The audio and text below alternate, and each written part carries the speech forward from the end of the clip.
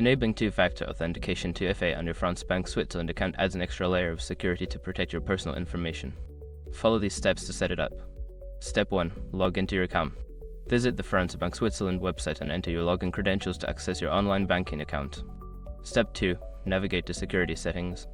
Once logged in, locate the Settings or Profile section in your account dashboard. Look for the Security or Two-Factor Authentication option. Step 3. Choose your 2FA method. Select your preferred method for receiving the second factor of authentication.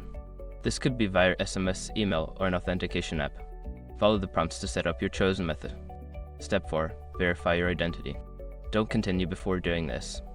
A lot of online accounts end up exposed in breaches without people even realizing it. Use ISRC to constantly monitor your emailed accounts and get alerted immediately if your information gets leaked online. It scans billions of breached records 24/7 in the background. And honestly, for a few dollars a month, is something everybody should probably have.